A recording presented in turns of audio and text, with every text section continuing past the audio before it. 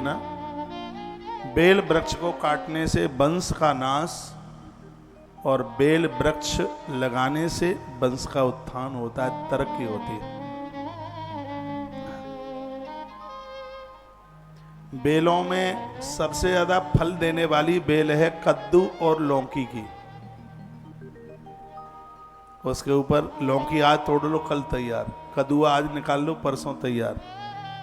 जिस प्रकार से बेल फल को देने में इतने आगे है, और यह बेल का वृक्ष भी आरोपने पर महाराज घर में संतान की वृद्धि, वंश वृद्धि इसी प्रकार से होती है। भूल करके भी पीपल का पेड़, बरगद का पेड़, बेल का पेड़ ये काटे नहीं जाते, इन्हें काटिए मत। छोटे हैं, कुछ दिक्कत हो रही है उनके द्वारा, उनको उठाकर दूसरी जगह लगवा दीजिए।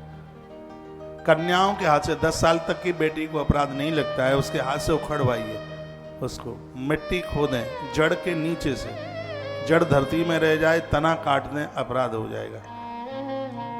उसको दूसरी जगह आरोपित करने का विधान है, उसको काटने का विधान बिल्कुल भी नहीं है।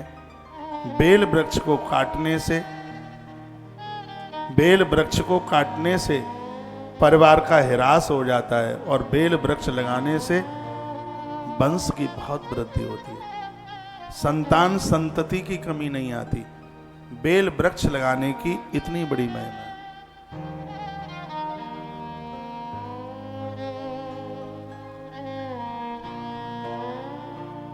और अगली बात कही है कि सुबह ही सुबह बेल वृक्ष का दर्शन करने से महापातक नष्ट हो जाता है। भ्रूण हत्या, गर्भ में बच्चों को मर जाना नारी के लिए बहुत बड़ा अपराध है, लेकिन इतना बड़ा अपराध भी बेल पत्र का, बेल वृक्ष का दर्शन करने से समाप्त हो।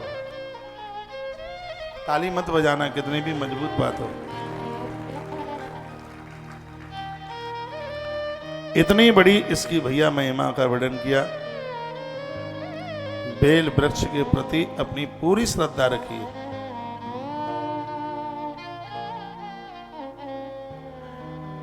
भगवान के ऊपर इसको चढ़ाते रहिए।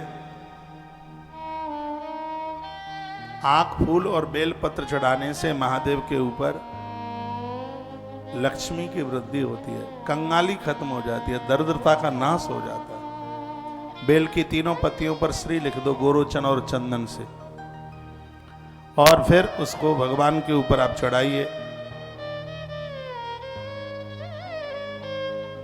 महाघोर गरीबी समाप्त हो जाएगी। पूर्व काल में ऋषियों ने 2 चीजों से सोना बनाया। एक माता सो रही है, जगा दें। पूर्व काल में ऋषियों ने, संतों ने 2 चीजों से सोना बना के तैयार कर दिया। क्या? ताम्र धातु और बेल पत्र। बेल के द्वारा बेल पत्र और तांबे की धातु से एक ऐसा विशेष प्रयोग किया गया, संतों ने उससे स्वर्ण बना के तैयार कर दिया।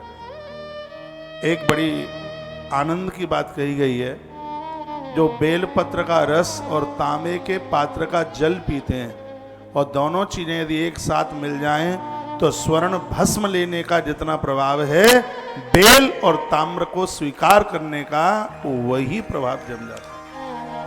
क्योंकि बेल पत्र का रस और ताम्र का पानी दोनों मिलते हैं तो वो स्वर्ण का रूप धारण कर लेते हैं। ये लिखने लायक बात है, पर आप लिखेंगे नहीं।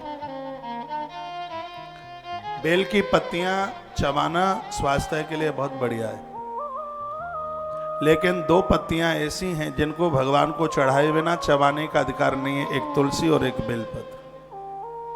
बेलपत्र को भी महादेव पर चढ़ाने के बाद ही लीजिए उसे, और तुलसी पत्र को भगवान पर चढ़ाने के बाद ही उसको अपने प्रयोग में लीजिए।